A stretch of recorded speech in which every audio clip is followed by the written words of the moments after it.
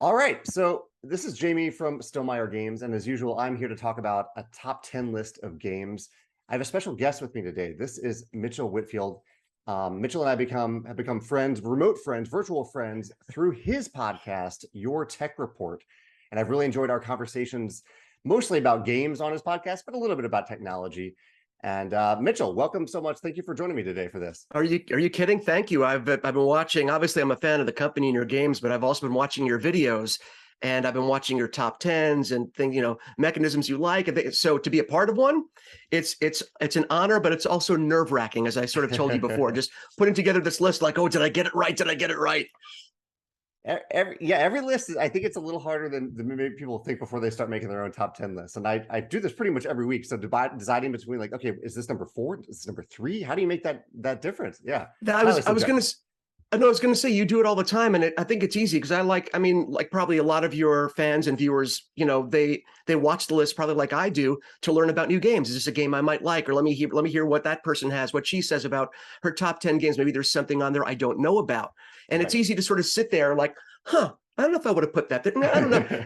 and then you put one together of your own, and you're like, I will never be judgy again. Not that I was judgy before about lists. It's more informative than anything, right. But it's not easy. And to this right now, even having this list, I'm still in my mind tweaking it, which is funny and sad at the same time.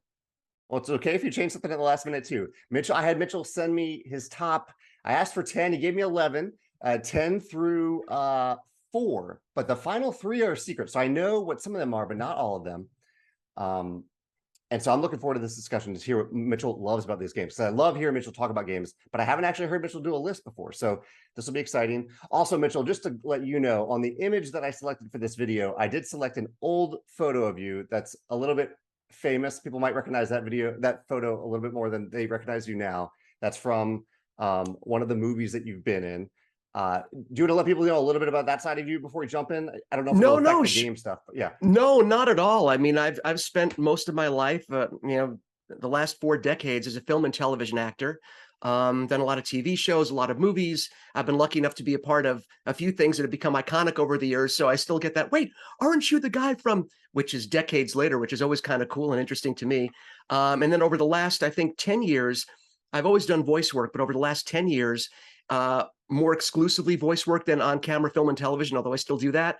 So I've been the voice of a lot of different animated characters that you'll see on TV and in the movies. And we have the radio show on Sirius XM, and which we also put as a podcast, as you said. So I've been fortunate enough to do a lot of different stuff, but it's funny. And this is really weird, Jamie, because I have social media accounts, and I know as an actor, you're supposed to use it to further things and to let people know. And all I want to do is talk about board games and geeky stuff that I love. And I think people that follow me on social media sometimes expect to hear movie and TV related stuff. And instead they're hearing about Crokinole and Wingspan and all the stuff that I love to play. So, it's sort of interesting to me. So just know that if you end up following me, great, but you're going to hear a lot of nerdy stuff that just gives me joy, because that's what it's about things that give you joy at the end of the day. So I love that. That's why I do what I do. So I'm so excited to hear about some of the things that have brought you joy today. Let's start off with your honorable mentions. A few quick hits, things that didn't quite make the top 10 or 11. What are some on that list? This was sort of a tough one for me, because there are some that easily could have been on the top 10, and I will tell you those in particular.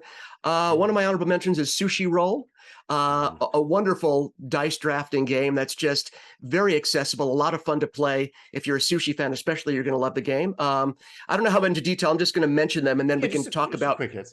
Yeah. Champions of Midgard. If you're into Norse mythology and just dudes on a map / battling / area control. There's a lot going on. And it's just a really, really fun game. And I've never had a bad session, again, of Champions of Midgard. This is a tough one for me because Viticulture, okay, we'll get to this. Maybe you're familiar with it, Jamey. Viticulture is just one of those games. And the way I explained it to Jamey, one of my metrics for a great game is you don't care if you win or lose. The experience is that much fun, and the ride is so much fun, and it's a relaxing game. If a competitive game can be relaxing, I find Viticulture to be very relaxing. The theme, having your vineyard, making wine and selling the wine, it's a fun game. Again, never had a bad session. Anyone I introduce this to, even gamers that are new, just love it and feel very at home playing this game. So Viticulture's up there. I wanted to put it on my top 10. I'll tell you why I didn't, because it's not right. I should have. Land versus Sea. which is a game I think that, Jamey, I introduced to you. We talked about land versus sea. And it's a very simple tile laying game. One person's land, one person's sea. You have to have more of your area on the board, but in putting your tile down, you're also helping the other player. So there's a lot of, it's very simple on the surface, but also takes a lot of thought, and no two games are remotely similar. It's a really fun two-player game. Between Two Castles of Mad King Ludwig, I mean, this easily, again, could have been on my top 10. A great, I love this game. And again, on the surface, it may not seem as a gateway game for a new gamer, but I think when you have a partner on both your left and right side, you have two helpers kind of built in, that can not only help you, but, incentivize certain things in the game. It's so much fun passing those tiles, building your castle with two people, and the great mechanic of only your lowest score will count. So it incentivizes you again to put equal effort into both. I love that game. Lords of Waterdeep. Again, an area, Lords of Waterdeep, it's not an area control game. I mean, it's work. I'm not sorry. It's a worker placement. The buildings. Yeah. There's control. Contract fulfillment and worker placement, a lot of contract fulfillment there.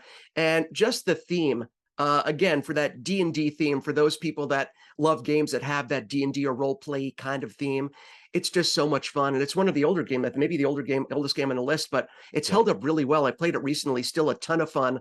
I still enjoy that. The one that I didn't tell you about, I'm putting one last game on there for my honorable mention. And that because it's a dexterity game, that I kind of blame you for pushing me over the edge to dive into, Jamey, as I blame you for a lot of gaming things that I do. Crokinole. Crokinole. I was gifted a Crokinole table by my wife, and for my birthday, and I have not stopped flicking since. I know that sounds hideous, but it's just a great dexterity game. I think if shuffleboard and darts had a baby, it would be Crokinole. And it's great. It's a great icebreaker. And again, for new gamers, getting this to the table, even though it's sort of unwieldy, it's a little bit large and hard to store, but you put it on the wall. It's a great conversation piece. And I love playing Crokinole. So those are my honorable mentions. I love this list. I mean, I love all the games on this list, except for Champions of Midgard, which I've never played. I really need to play that one. That one you would like that game. I promise you'll like that game. I'm sure I would love it. I've heard great things about it. And I think a lot of people compare it to Lords of Waterdeep. Yes. I need to try that one. And I wanted to thank you for introducing me to Land versus Sea. I did a video about that maybe about a month ago. That's, I think, the most recent play of any of these for me on this list. And it's just a wonderful, I'm thinking of it in my head as a dueling game, a 1v1 game, but I've heard it does play well at 3 and 4 as well. I've never tried that. And I don't, I should probably try just to experience that, but I'm totally okay also if I just play it as a 1v1 game. And again, it's like, it's weird. It's modern. It's sort of chessy in the fact that it's a dueling game like that. But the pieces, have different values in where you put them, not necessarily in what they are, what the images are, and the dual image. Oh yeah, I can go on forever about that game. It's a really clever game. Yeah, very much so. Well, let's jump in, and I love the number you slipped in a number 11 on this list, and you slipped in I'm already difficult at that slot, and they're both very accessible, welcoming games and very short games. So why don't you tell me about Zombie Dice and Love Letter? You nailed it. And I know there are going to be some hardcore gamers out there that are going, no, how could you put Zombie Dice on this? But there's, as Jamey said, there's a reason for it. It's the accessibility of these two games. Now I have, of course, as this will be a shock to no one who knows me, I have the deluxe version, which has the even fancier dice. And Jamey knows I'm a sucker for deluxeified products, mostly because of you, because all Stonemaier games always look so good. So I got the deluxe version of this. Zombie Dice is just a press your luck, a push your luck dice chucking game where you're trying to consume 13 brains before anybody else at the table does. And you do that by rolling dice, and you're allowed to re-roll your dice. And it's very simple. And I know, like I said, the hardcore gamers out there are going to acknowledge it's very simple. It's not really a game. And I totally get that. But if you have people that have never played a game before, never played a board game, it scales really well. You can play with any number of people, really. Just sit at a table and say, hey, you know what? I know you guys are bored. I want to show you something. Come here. And it always leads to those moments where people are cheering and yelling. And even when it's not their turn, cheering for other people to either, mostly to get their role. You don't really root against people in this game. It's just so much fun to root for them. And it's simple fun, and it's accessible, like you said. And I feel similarly about Love Letter. And this was really my gateway game. Being reintroduced to the hobby, because I think we talked about this a while on the radio show, Jim, but I was gaming when I was a kid. I was into 221B Baker Street, which I think is still in print, believe it or not. Social deduction game, a Sherlock Holmes game. Then I stopped gaming for a while, and in the last several years, I took that big dive, off the cliff, and you can look in my garage and my office here. It's crazy. My brother was in town, was visiting us here in California, and said, "Hey, I brought this game, Love Letter," and it's a simple card game. Everyone has, a card. It's a draw a card, play a card. And I know that's a mechanism, or the play a card, draw a card, that you're very familiar with and that you love too. And basically, it's a simple card playing game where either the last person that's alive wins. And it's very simple because you only have to do what the card tells you. It's a game that, again, teaches itself. All the cards have different things. One card, if you play, it'll say, if this will allow you to guess the card that one of the other players has in their hand. If you guess it correctly, they're out. So it's kind of a survival game played in multiple rounds, and it's so clever. And it's, again, on the surface, seems very simple, but it lets you sort of learn the bluffing techniques, the way that people's minds work. If you know someone, you might have a little bit of an advantage knowing how they think and how they're trying to trick you with what card they may have. But it's just a simple game that has more depth than you would think a 2-card game would ever have. And again, a great icebreaker. So Love Letter and Zombie Dice, guilty pleasures that lived somewhere between honorable mention and the list. That's why they are my number 11. Do you have a favorite version of Love Letter? Have you played multiple versions or just the original? I have. I've played multiple versions. I sort of, being a superhero geek too, I love the Batman version. But I have to tell you, my new favorite version this is actually the latest. This is the newest print of Love Letter that adds up to 6 players, because the original game was a 4-player max, right? Yeah. This one adds 2 more cards, which is the spy card, and it scales up to 6, which I think is great, because sometimes we can't get to this table if we have, if we're going crazy and have more than 4 people. And that's why I think this is my new favorite version of it. But there are so many versions. There's an Archer version. I think there's Adventure. There's so many versions, which is another reason I love the game. You could, iterate on this endlessly, because if you could just retheme the cards, and it plays just as well. But yeah, I think the new standard version is my favorite. Awesome. Those are both fun. I enjoy both of those games for the reasons that you so eloquently said. So I do want to, I want to go on to number 10, because this is the one game on the list that not only have I not played it, I know nothing about this game. So tell me why you love your number 10 game. What is that number 10 game? Well, Jamey, I'm glad you asked. And again, this might not be familiar to some people that are watching. This is Village Attacks. I should learn how to frame myself better. This is Village Attacks. This is dudes on a map, tower defense style game. But the hook of this game is, instead of playing the good guys fighting off the bad guys, this is you are the bad guys fighting off the good guys. And I think there have been some games since that have used that as part, thematically, but this was the first that I knew of.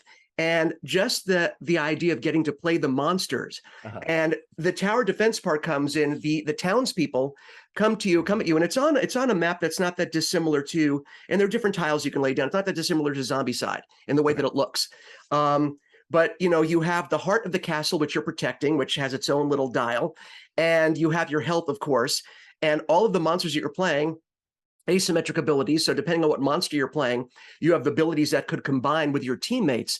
So it does, again, it's a cooperative game. The game itself controls the hordes of angry villagers that attack you with pitchforks and, torches, of course, because that's what angry villagers do. Right. And, much like a Zombicide game where it ramps up in terms of the enemies that are coming at you, you have the villagers, which are kind of harmless, but they kind of come at you in large numbers. So that becomes problematic. And then you have their champions, which are more powerful. So they ramp up the abilities of the miniatures and their, the bad guys or the good guys, which are the bad guys to you, that come on the maps. You are battling them. It uses a great dice mechanism, dice rolling, and of course, some of the most beautiful custom dice, as you can see. Again, we know it's sad. Beautiful custom dice, but I love the fact that it turns the traditional tower defense or dudes on a map on its ear. Not only that, Jamey, but they put out a bunch of expansion packs that have multiple monsters that you can play.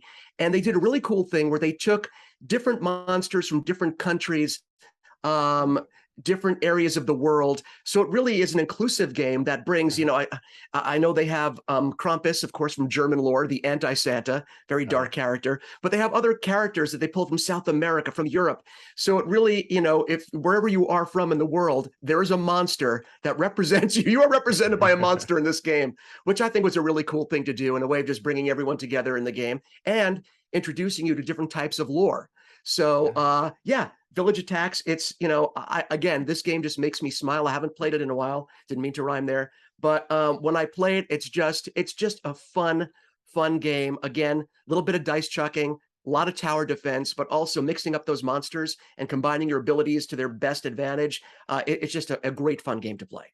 That does sound like a lot of fun. I need to try that. And I It am is fun. curious for the villagers attacking all the good people who are attacking you, is it complicated to control them, or is it fairly simple system? That's a really good question, because there are games like this, and I know there are times when Zombicide can become sort of unwieldy when Zombicide has so much going on. We found it was pretty easy to control. I think there were a couple of times where it became a bit of a cluster and there weren't enough miniatures, that things get really out of control. You can run a miniature or two short, but in terms of the AI control of those characters, we did not do a lot of rulebook diving, which is usually what happens when things like this get out of control. You're like, okay, how do I handle the adjacency? If there are two groups here and there's one, what do I do? We didn't have that much trouble with it, which was interesting because I thought we would. So I think the AI is handled fairly elegantly, and we didn't have too many problems, keeping things organized and keeping the rules organized. And I heard as to how to handle, the hordes that were coming. So the game did a good job of that. Nice. So that's number 10, village attacks. Let's look at number 9, which I'm guessing is probably one of you love to unbox games. I'm guessing this was a really nice unboxing experience based on the components from my copy as well. What is your number 9 game, Mitchell? Well, Jamey, first of all, I appreciate you asking that on my top 10 list here with Jamey Stegmeyer. It is Merchants of the Dark Road. Yeah. It's an Elf Creek game, and much like Stonemaier, Elf Creek Games puts out games that are beautiful components. And like you said, unboxing this for me and organizing it was such a joy. There's a lot. I mean, this is a fairly hefty box. Yeah. But as hefty as the box looks, it's sort of like the clowns in a car, because you keep pulling stuff out of here and you're like, how did that fit in there? It's a small dog. I mean, there's so much packed into this box, including, again, the theme, a ton of custom dice. This is a game, again, where the theme plays a big role in it for me. It's a rondel style order fulfillment game. Is that a good way of putting it, you think? Yeah. But the theme is, instead of, again, you being the adventurers, in a D&D like city or town like Waterdeep, in this game, you are the merchants. You're the ones supplying all the heroes and adventurers that go through this town with the materials, the weapons they need to go and fight the baddies, and you are fulfilling a lot of these orders. The really cool thing about this, there are a couple of cool mechanics with this one, but one of the cooler ones is, sometimes in games, Jamey, I know you know this as well, you're waiting for your turn, to come around the board. And, in some games it happens quickly. In other games, you're just sort of, okay, that's what you're doing is neat, but what about me? What about me? That selfish part of the game, or that where, you want to take your turn. But one of the things I love about this game is that you can join someone if it's your turn and you're going to make a delivery somewhere on the board in this world. One of the things you say is, would anybody like to come with me? And I say, Jamey, yes, I would. I have something I can deliver. Now, I might not get the same exact bonus that Jamey would get because it's his turn, but I do get something out of that turn. So I love the fact that it keeps you involved. It keeps every player involved during everyone else's turn, because there's a chance that you can benefit from that player's turn as well. The other thing is, one of the things that this has that I also love is it has that magnetic wheel. Oh, the wizardry of having that silly magnetic wheel on the board that attaches. And the other mechanism that I really like is you can only hold a certain amount of items that you can sell. Right. And the way they do this is, you have your wagon. Everyone has a different sort of style caravan on this dual layer board, which is beautiful. But you have your weapons, and the goods that you're selling are all polyominoes. Mm-hmm. So you can only carry the things that you can Tetris into your particular caravan cart. So it's a really interesting mechanic that I don't think I've seen before. That kind of drew me in as well. Or mechanism. I keep on saying mechanic. So that's something that I was really drawn to as well. It's like, oh, I get a polyomino game built into this great rondel style action selection, pick up and deliver, create. There's a lot of stuff going on in the game. The one thing there is a caveat here, and I know Jamey has said this on some of his videos. Someone should learn the game before it gets to the table, rather than everyone learning together. Yeah. I found that the rule book was a little bit tough for me to sort of digest on my own.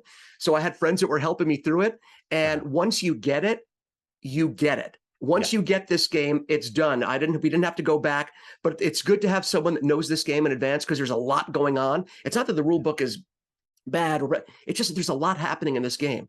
So it takes time to digest. But once you do, the game is so much fun. And it's one of these games that looks beautiful on the table. The people come by and go, what is that? Well, it's Merchants of the Dark Road. And you have I think the fanciest version there. My box is not as deep as your box there. So I don't think I have as fancy, but I did have my favorite component in the game was in both versions. And that is the other than the magnets, are the tiles that have a normal side and like a legendary side. Yes. And it's they use the gold foil and so yes. Just that little touch of foil really makes it feel special when you flip it over. I think it's pretty much exactly the same. Maybe they're slightly better, slightly higher value, but that foil is a nice touch. But I think that's something to keep in mind, I think, for a lot of people, because I think there's this idea that in order to deluxify a game, or which always increases the cost, so it increases the price because they're expensive. These things add up. But a touch like that, a simple touch, just putting that gold, putting that shimmery, and you made, what was it? Red Rising. You made some beautiful cards as well. That I was like, what? And so much so that I don't even want to play them because I'm afraid I don't want to damage them. They're so beautiful. But even a touch like that. Just, you don't need a miniature. You don't need to have all the plastic in order to make something feel premium. So that's a really good point. That gold foil, beautiful. So that's number 9, Merchants of the Dark Road. Speaking of not needing miniatures, let's talk about Destinies, which is packed with miniatures of different sizes. Destinies, your number 8 pick. Why do you love Destinies? I love Destinies. This is, I would call this, and I know people are going to get turned off when I say this, it's an app-assisted adventure game.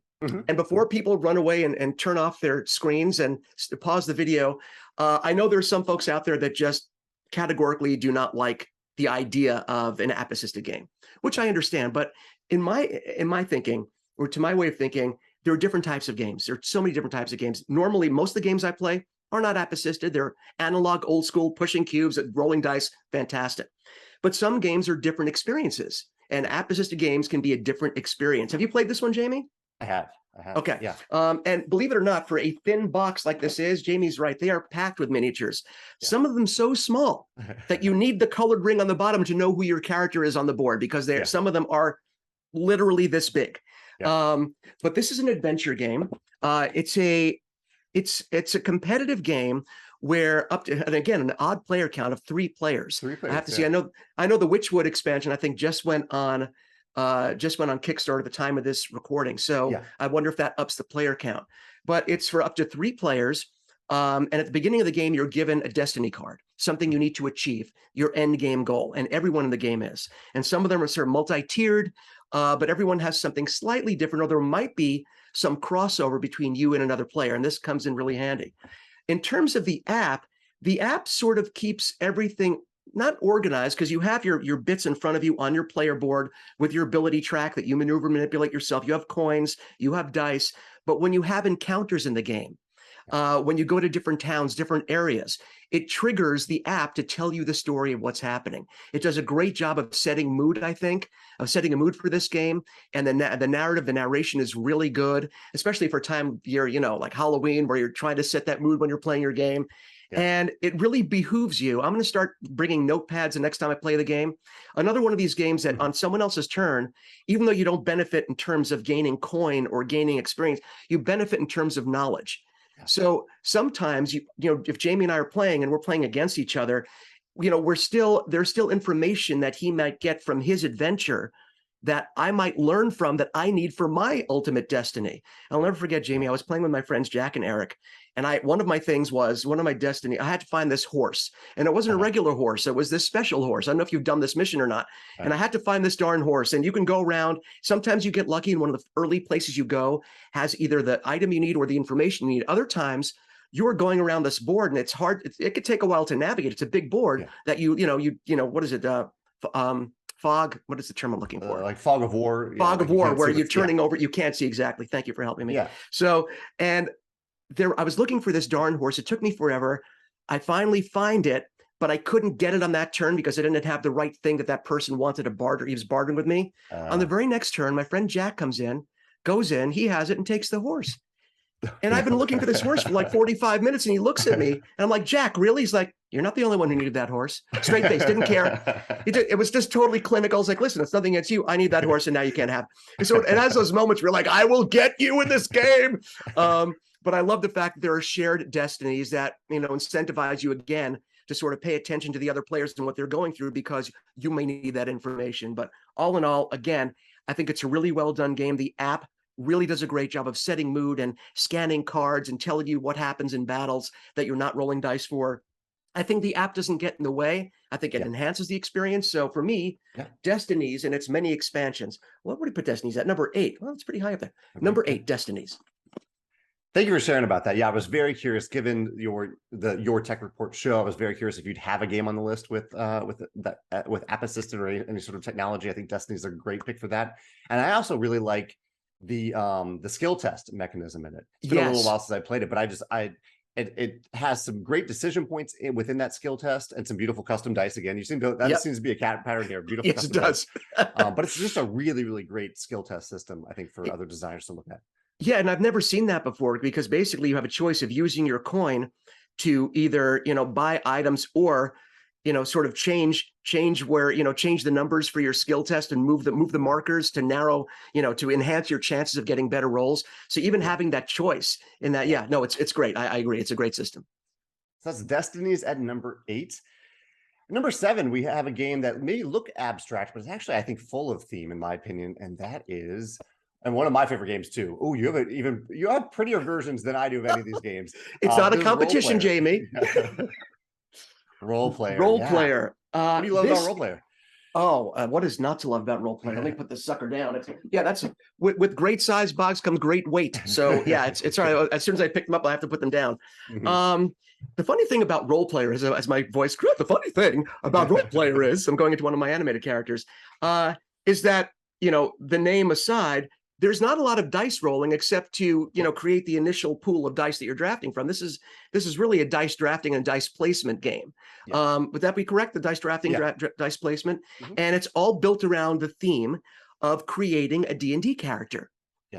So if you've ever played Dungeons and Dragons or done any other role-playing game, sometimes part of the fun is creating that character and seeing who you're going to become, what abilities you have, what you're going to do with those abilities. And in this game, you actually take the dice, you draft the dice, and you have a player board that has all the typical, D&D tropes, dexterity, charisma, constitution, and you are building characters based on those dice and based on those abilities. You have a certain number for all those abilities that are different for any character you take. And there are so many different races and classes that you can combine to make your character that makes, you could have different games pretty much endlessly, depending on the number of people that you play with.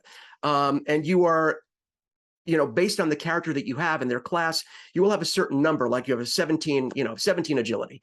So the closer you come to either staying under or maximizing exactly at that number, placing dice that add up exactly to that number, you'll get a certain bonus. There are certain bonuses in the game that will allow you to manipulate those dice, maybe to turn a die to a different number that will get you closer to the number that you need for that particular ability. There's a marketplace in this game, which is also fun.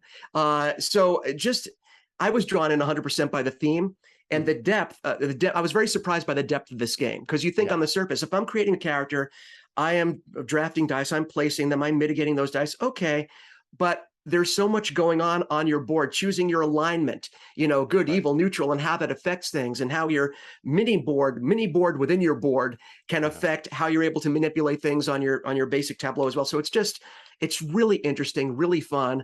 I'm just curious. I mean, do you have a favorite part of this game as well? Because there's a lot going on. Seemingly, when you explain it, it doesn't seem like, it seems simple, but there's a lot of depth here, right? There is. And one of my favorite things is actually right at the beginning of the game, the designers made a very interesting decision to have you start with some dice in your tableau already. So you have a sense of who your character is and who they're becoming, and how the puzzle will evolve for your specific character based on, I believe, 8 starting dice. Maybe that scales by player count, but I think you start with around 8 dice already set by your choice in the tableau. I think that's a really, really cool way to start. It gives you a big decision to make at the beginning of the game, but once you know the game, it's a fun decision. Yeah, it really is. And I think there have been a couple of games where, and as you know, what, I forgot about that. That is one of the fun parts of the game, because right from the beginning, you're setting your board for better or for worse, because there have been times that halfway through the game, you're like, why did I put that there? Because you realize as you're building this tableau, if I'd only put that stupid white die in that different place. So, and they're different colored dice that represent different things, and you're trying to match colors. So there's a lot. I mean, there's a lot going on, and it's super fun. And again, it feeds into that D&D theme, as many of my games seem to, with pretty dice. So yeah, apparently I have a thing that I like. So it's becoming more and more obvious as I'm watching my own list. Yeah. We'll see if that trend continues. That's Role Player at number 7. And then at number 6, we have the game with 7 in its name, Seven Wonders. You know what? I should have put it at 7. That would have been 2 on the money, though, right? You would have nailed me for that. Like, really? I'm like, no, Jamey, I just did it for you. Yes, you can hear there's a lot going on in here, but it's mostly cards. Yeah, Seven Wonders. Yeah. This is, would you agree that I would call this a super elegant design? It's an elegant design because it seems very, again, another game that seems very simple on the surface, but the depth here, it's a card drafting, card passing, card drafting, and a combo building game with your cards. And on the surface, again, you have a few cards you pass to the person next to you. You take one, you pass one along, and you're building this again, sort of tableau of cards in front of you that, when combined, will give you certain benefits. And I really, really love the simplicity of it. And on the surface, it seems like there's not much to it. But as you start building your deck of cards in front of you and combining the cards that you have, it's very easy at the beginning of the game. And I don't know if you found this as well. I like that the game is not punishing at the beginning, because you can change gears as you get cards and realize, okay, this card combines with this card, gets me some good points. I'm going to start going for this combination. I'm going to start collecting these guys.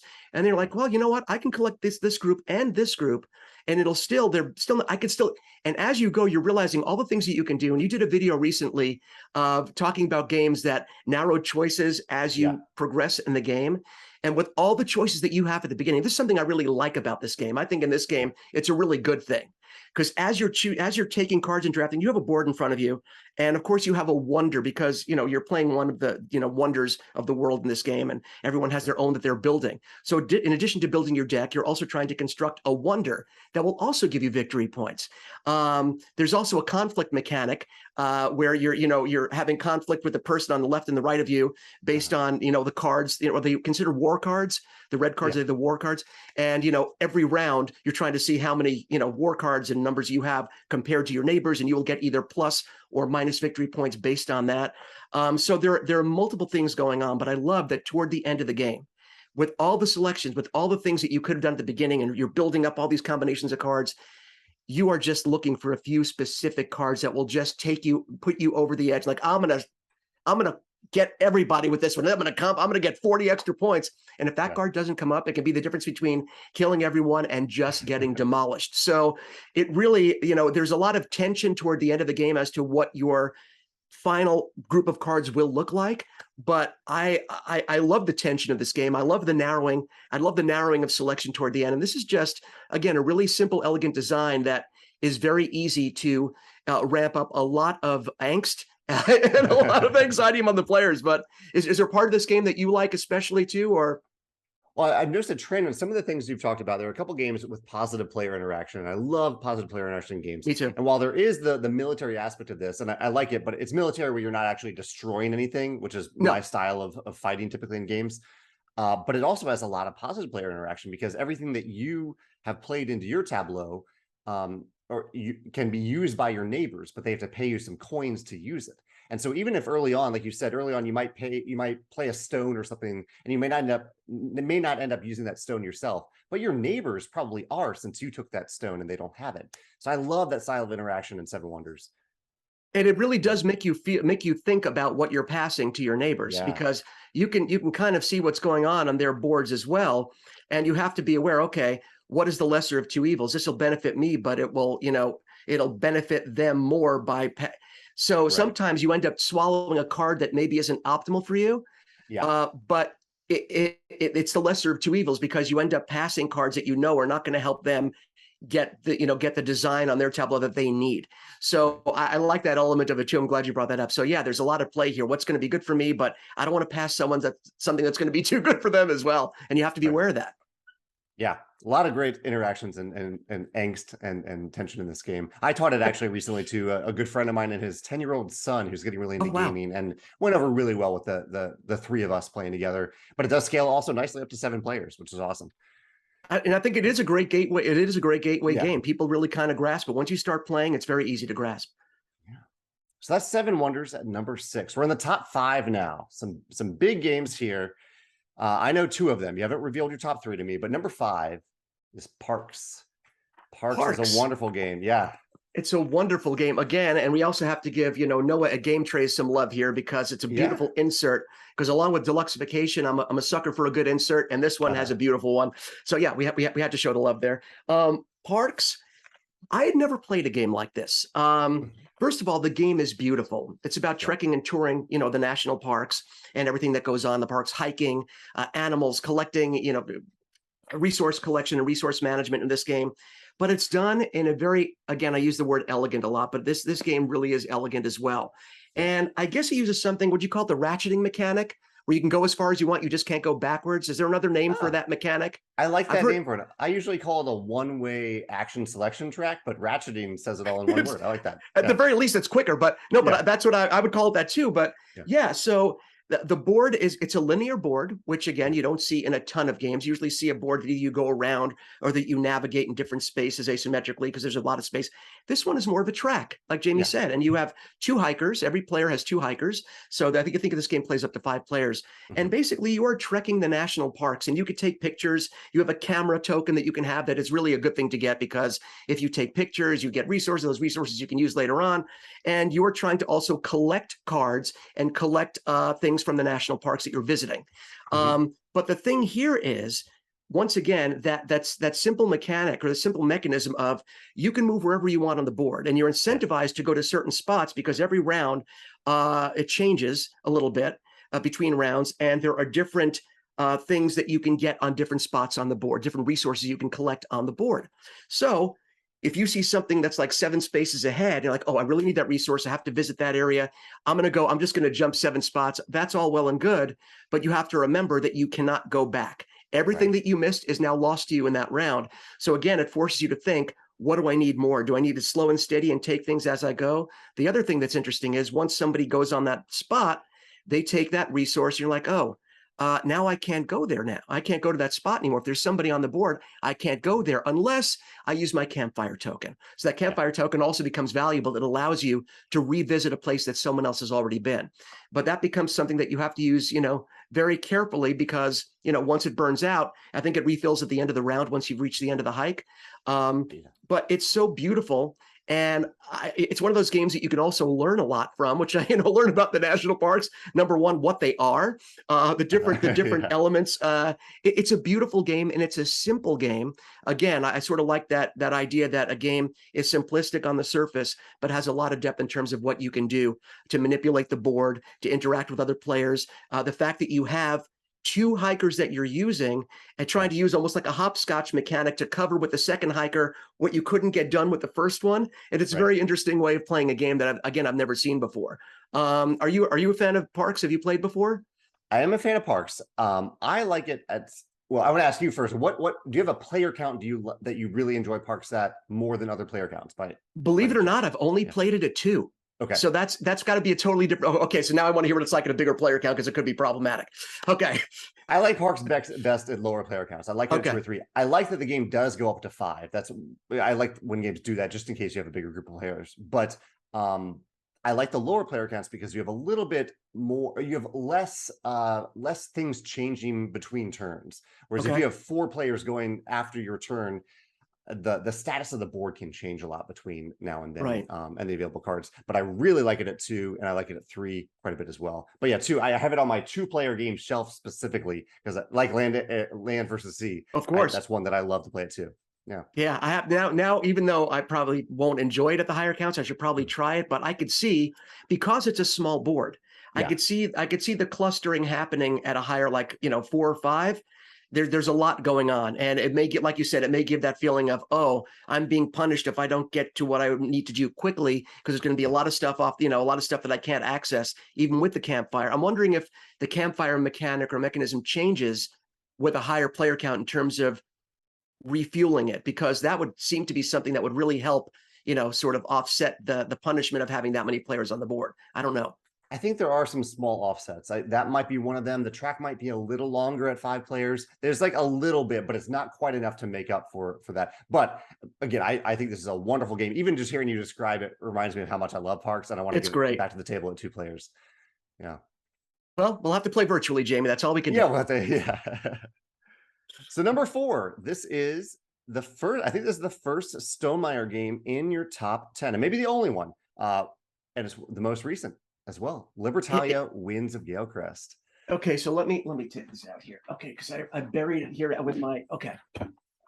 This is, there we go. Look at that. Look at the beautiful artwork. Look at that game. Now, I have to tell you, okay, and if you're, if you're a Stonemaier games fan or just a Jamey Stegmaier fan, he's a very humble guy. Doesn't like to talk that much about himself, about his games. He likes to champion the industry more than he does his own products and his own company, which I think is wonderful. But there are certain times I'm like, Jamey, put your game on that list. It's clearly the number 1. But he, and so in my head, I'm like, I have to be like Jamey. I can't look like I'm fanboying out on Stonemaier games. I can't, but honestly, Viticulture would have been on here if I didn't feel so intimidated. I like I said, between 2 castles could have been on here easily. And Libertalia was a game, first of all, I did not play, and this is Winds of Galecrest, which is the latest iteration of Libertalia. Now, I never played the original, so keep in mind that I'm coming at this from someone, this was my first introduction to the game and to the system. So I know there are people that probably compare, but from everything I've heard, people seem to really, they love the first one, and they seem to love this even more because it adds, it sort of streamlines and adds things that really make it a wonderful. This is what I've heard because I haven't played the first one. Yeah. I knew I would like this game based on the description, based on watching you talk about the game and learning online and reading about it. I didn't think I would love it as much as I did.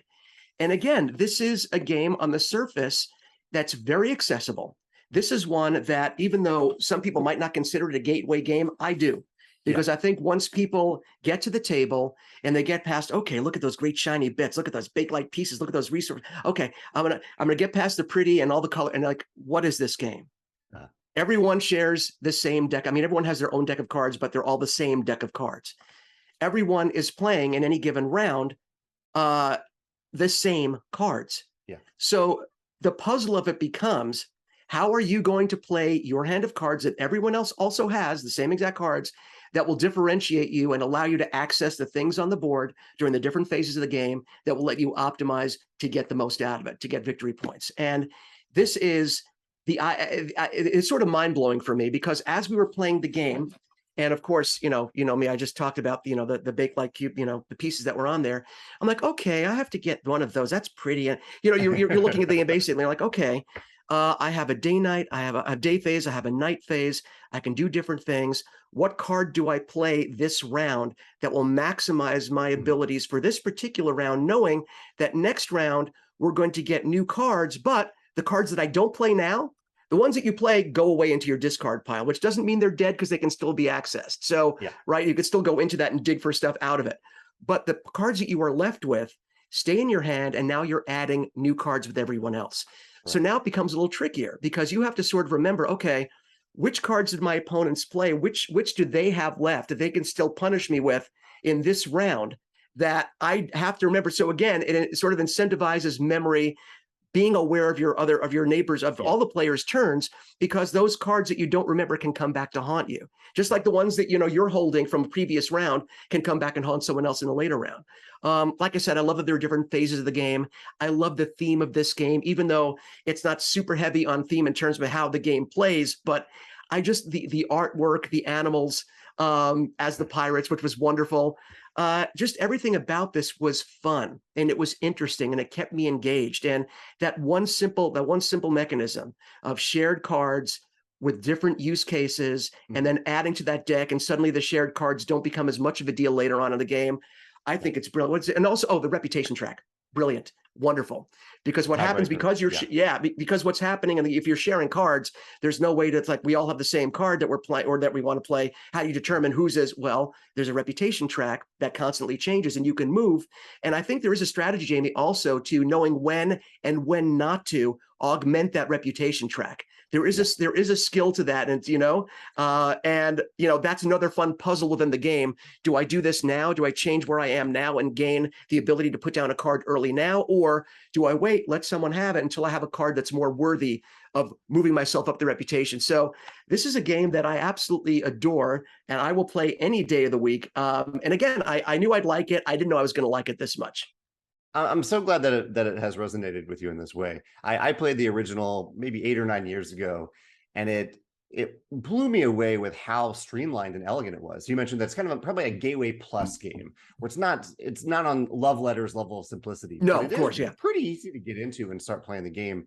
And I love the idea, and I still love it in our version, the Winds of Galecrest version, that you are very rarely are you targeting a person if you are doing a mean piratey thing. You are playing cards simultaneously, and you are essentially discovering at the same time as everyone else who you are ending up targeting as a result of the other cards that the players have played. And so I like that style of interaction, that you can be there's some piratey meanness in this game, but you're very rarely saying, Mitchell, I'm taking your token. Rather, I'm saying I happen to be taking your token because that's what my character did. Not personal. And and I think one of the things that was done here that, in this game that I really love, I think we talked about this. I think we talked about this on the radio show. It's an inclusive game. It's an inclusive game on many levels. Different types of gamers, different player counts. Also, different. There are different versions you can play. You can play a more take-that-y version of the game if you want to, or you can just play the standard competitive version. So if you have players that enjoy that do enjoy, Jamey, I'm going to punish you in this game. There's some players that like that. I'm going to get you, Jamey, and take your, okay. And if you like that, there is a way to play the game that's like that. There's a version of the game that's like that. But if you don't, and you just want to have that simple, hey, it's nothing personal, but I'm taking. So I like that it's inclusive on many levels, player count, the style of game that you like. It's just, it's a welcoming kind of game for me. Well, I'm so happy to hear that. I'm honored that you put this on this list. I'm not the designer of this game. Paolo Mori is, but I got to work very closely with Paolo and updating the version from 10 years ago. And it's been our big release of 2022 so far.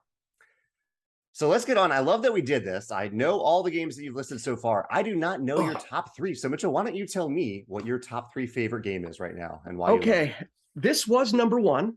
And it's bumped down to number 3. It's like, I hate it. No, it's just bumped down to number 3. It is one of Jamey's favorite games as well. Yeah. It is Quacks of Quedlinburg, the ultimate in bag building, building your pot, building. I like that you're all a bunch of quack doctors having to build up your pot potion, and it's based on victory points, of course, and building a bag of chips that you pull out, and basically you're pulling out bags, chips from your bag to advance along your particular pot. Everyone has the same pot. You're trying to advance on that track. And the chips have different values and allow you to do different things and combine in different ways. And of course, the dreaded white chips, you don't want to go over 7 of those or your pot explodes. This game has a really cool mechanism, which is, it's very much a push your luck game. Because as you're drawing, the chips out, you start to realize as you advance, the chips have numbers as well. Yeah. So you're trying to advance on the board, but once you start getting those white chips and are getting close to that magic number of 7, which you don't want to go above, you have to start making decisions. Am I willing to take a chance to advance on the track because there is something to be gained at every round? I think are there 9 rounds? I think 8 9 or 10 rounds. Yeah. Around that. Yeah. At the end of each round, the person who's advanced furthest on the track, who hasn't busted, I sound like The Price is Right. As long as you haven't busted, the person who's advanced furthest on the track every round gets to roll a die, and that roll can give you. It can allow you to move your starting point up. It can give you a ruby, which is advantageous in the game. It can give you a bunch of different things. It could give you a pure victory point or a pumpkin token. So there are advantages to going further along. So I've always found for this particular game, first of all, it's another game that whoever I've taught this to, it's an easy game to teach. There's a lot going on, but at the same time, it's kind of easy to grasp. People that I've taught this to have gotten it immediately. Once you play the first round, everyone's like, oh, I got it. I love that there's simultaneous play. No waiting for anyone's turn. Everyone is taking their turn. Now, for some people, this might be a negative because they like player interaction. I like to be able to have that player interaction. For me, you still have player interaction because you're still talking to your neighbors, and there's so much conversation about what you're doing. Did you bust? What'd you do? Why'd you pull that out? So there's so much going on in the game, and I love that. There is a lot of luck to this game, and I think one of the reasons, Jamey, that it went from 1 to 3, as I game more, I love the lucky push your luck aspect of it. But as I game more, I realize I like having ways to mitigate bad luck. I like having ways to mitigate bad rolls, or in this case, bad pulls from a bag. And I found that with Quacks, there is a potion bottle that you can turn over if you pull out a white chip, as long as that white chip doesn't put you over 7. If you pull out a white chip, you're like, you know what? It's too early. I don't need a white chip. I want to advance further. I'll flip the potion and I'll put it back in the bag and pick again. Yes, you can mitigate your bad luck like that. But if you're having bad luck and you are pulling a bunch of white chips, or you could have 20 other chips in your bag and you happen to pull 7 white, you're not going to win.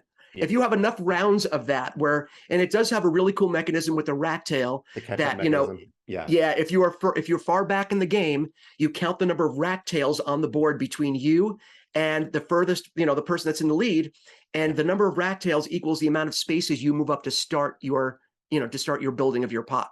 So there is a catch-up mechanic, which is great, but it can be punishing if you have a couple of bad luck rounds where you're just, it can be punishing. So I think that's for me why I bumped it down a little bit, but overall, such a fun game. You know, there are cards that, you know, enhance certain aspects of the game that let you, you know, enhance things at the beginning of the round or the end of the round.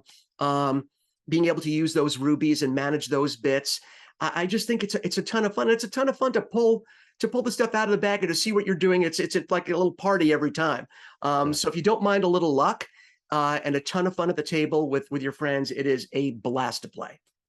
And I think this fits really well side by side with Libertalia Wins with Galecrest, because they both use a system which we essentially took from Quacks, because Quacks does this so well, where in Quacks, the tokens that you're pulling out of your bag, they have different meanings depending on the tiles that you select for them for that particular game. Most tiles are double-sided.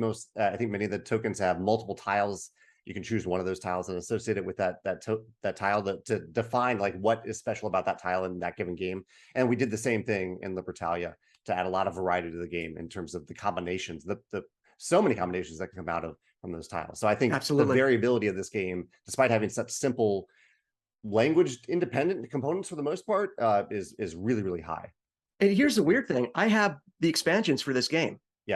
Never played with them except for the extra cards that came from the second expansion. I added that to the deck. But like the witches, I never put the witches in, and they're cool. They added really cool ability. You know, alchemists, I'll just put the cards in. That's all I've done. Because to me, there's so much. I feel like there's so much more to experience. Like you said, turning over those, you know, the cards in the marketplace, totally changing the value of what these chips do, changes the game completely. There's so much to do in this game, and there's a lot of replayability in a fairly compact box. So yeah, I love this game. I do too. So given that you put this at number 3, I'm very curious to hear what's at number 2 and number 1. So what's your number 2 favorite game right now? I don't know if you've heard of this. Wingspan? Is it Wingspan? Oh, it's Wingspan. And again, I'm regretting things now because, you know, viticulture is also so near and dear to me that I easily could have put don't get me started. I had a lot of angst about this choice. But again, I didn't want to seem like, Jamey, I have to put your game in. So I put Wingspan, because Wingspan's also a brilliant game. First of all, just the idea that there is a fantastic game built around bird collecting, bird knowledge, bird interaction, resources generated by your birds, food for these birds, eggs from these birds. It's brilliant. And I'm sure there have been birds in other games before, but this is the first game that I've ever played that had that theme. And it's an engine builder that it's just so elegant on the table. And again, I love games where I learn stuff. And, you know, I'm outside with my family. You know, it's like, oh, what is that? What is that? Well, honey, that's a northern mockingbird.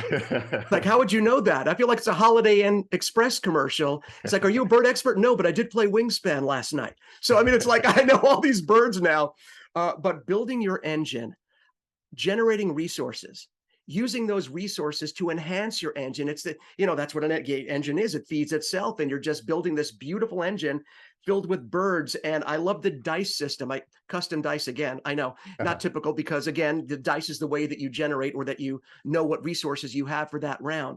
And it just, there's so much thought that has to go in, because again, once you start building from the left side of the board, you know, you're pretty much, you know, you're building from left to right. And as you go along this left to right track on your player board, it enhances the benefits that you get from that particular track, depending on what that track is. whether it's, placing a bird or laying eggs. So there's a lot going on, but it all makes sense as you're playing the game. You could see this giant machine in front of you, these beautiful birds that you're putting down to generate these resources. And as you're putting down a bird, yes, you're thinking about victory points and how it enhances your personal score, but also how is it going to feed the engine? How is it going to generate the necessary resources that will allow me to do other things? So you're never just thinking about that one thing. You're thinking about how that one card can help other aspects of the game.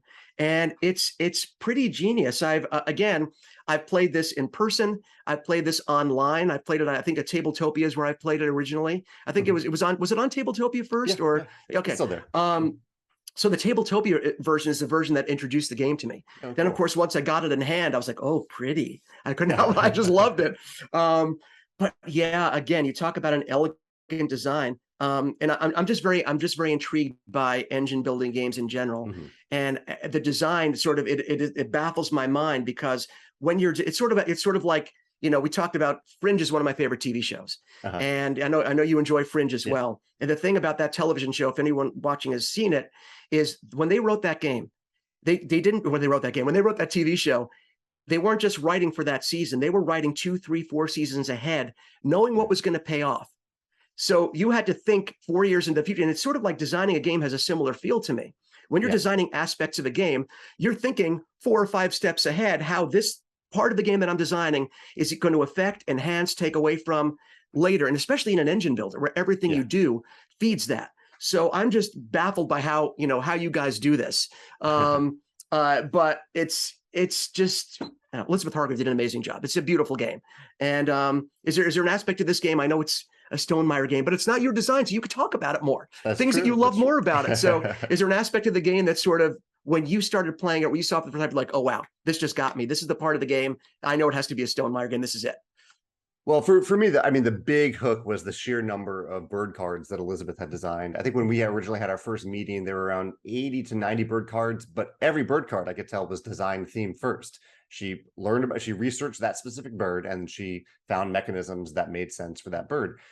And that is not an easy design skill to have, especially for that quantity of cards. And now with we have Wingspan Asia coming out, I think we're getting close to around maybe 400 bird cards. That's an incredible achievement for to design that many. And I found, you talked a lot about theme today in this list. I found that Wingspan is one of those games where, as much as I love building that engine, I am also drawn to just random birds. Like I might see a bird that looks beautiful, and just simply playing that bird and then building around it and using that bird multiple times is very satisfying to me in Wingspan. So there aren't many games like that for me where I'm able to separate my desire to win or compete with my desire to do something cool, like an intrinsic motivation. And this is definitely one of those games for me. That's what I mean. This is another one of those games where I don't care if I win or lose. The ride is so much fun. And to the credit of the design, the games that I've played have always been fairly close. There's and again, it's how well people know the game. If you're introducing a new player, better to have several new players and just sort of teach them together. But we've never had a game where someone just blew everyone away.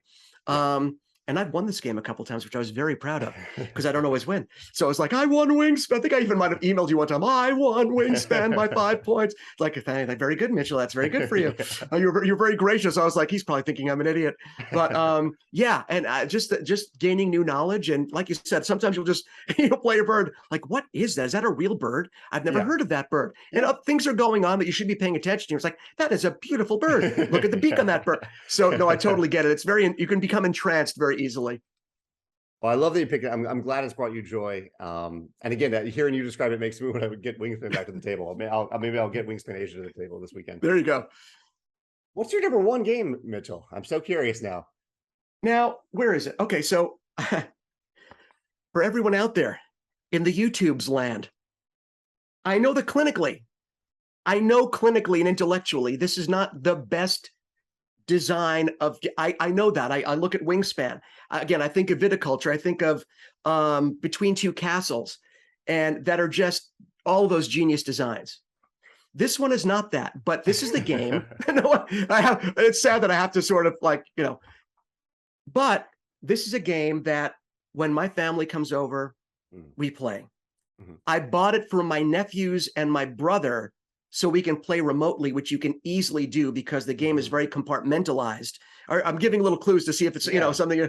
The theme of the game, there are currently 2 themes that are out for this game. The latest one was just released this year, but it can be reskinned to almost any theme and any IP. So the company that puts this out, Roxley Games, can mint their own money if they so choose, if they decide to go with Star Wars edition. It is Dice Throne.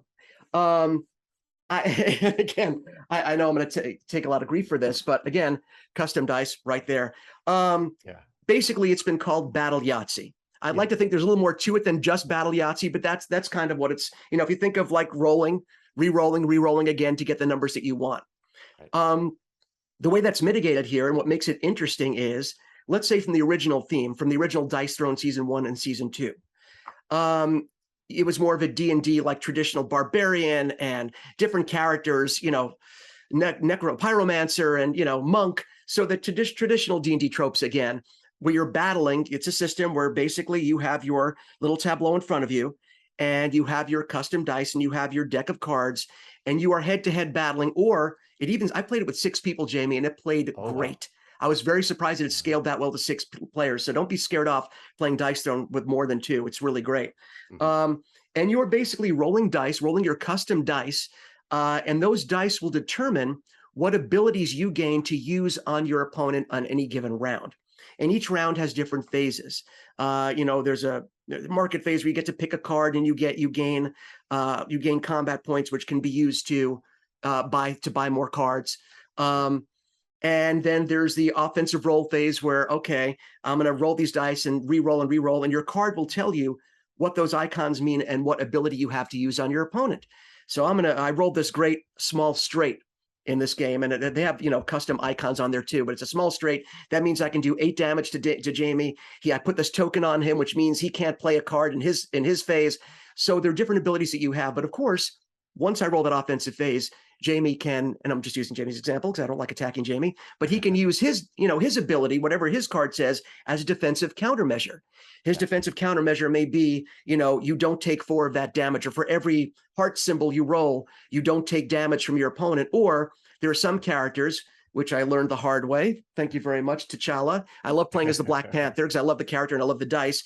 But the Black Panther can't take back he can't mitigate any of the damage he gets. He takes the damage, and he instead of mitigating the damage, he does damage back, like his suit will do. You know, it absorbs all this energy and puts it out there. So it is thematic in that whether you're playing the Marvel version or you're playing the more D&D traditional theme seasons 1 and 2, the abilities are true to the characters. And there's some cards in your deck that you have in your hand that will allow you to mitigate certain abilities or manipulate one of the die, manipulate a die to enhance whatever damage you're doing.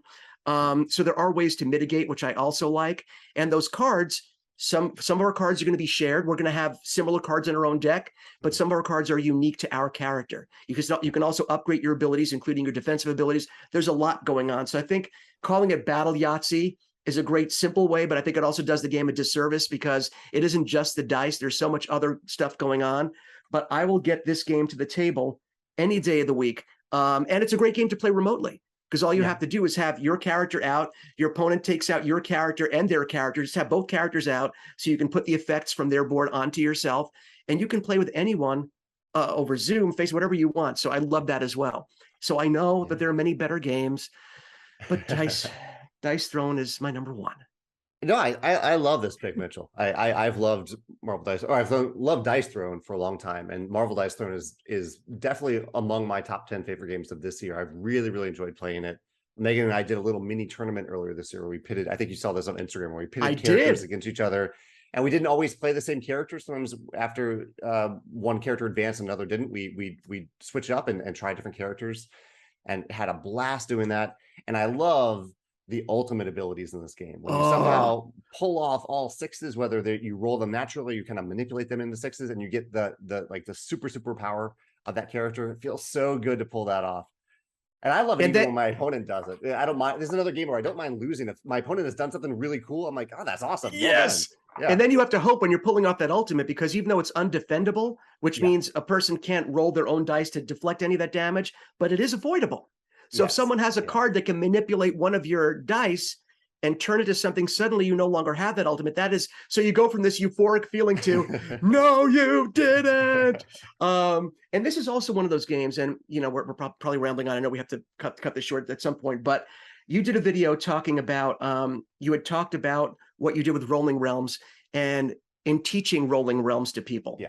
And I think part of teaching a game isn't just teaching someone how to learn the game, how to be competitive, it's about making them feel comfortable and have a good experience and incentivizing further play so that make them want to come back. Yeah. And I think there was something that you mentioned with Rolling Realms which I just played with my brother the other night. We had a great time, by the way. That could have been on this list.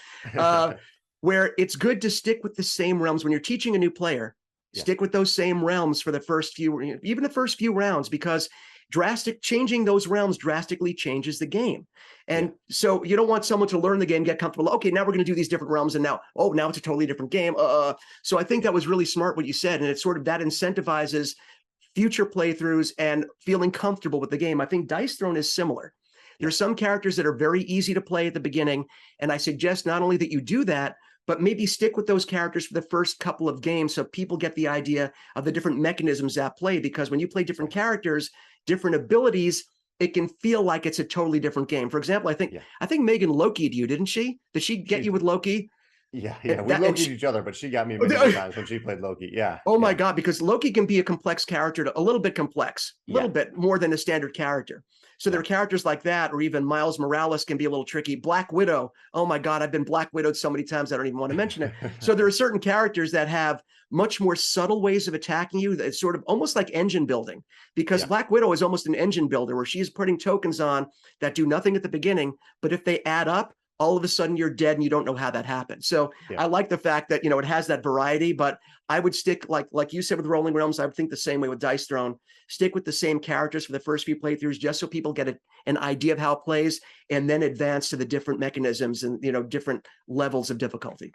I think that's a great tip. And really, I like the focus throughout your entire list on accessibility. You've picked a lot of very accessible games here. Maybe Merchants of the Dark Road might be the one exception to that, because it does have a bit of a learning curve. But the rest of them, these are games that really help you onboard your way into the game, and you can do things like you recommend there, of playing the same character multiple times to help someone onboard themselves into the experience. Yeah.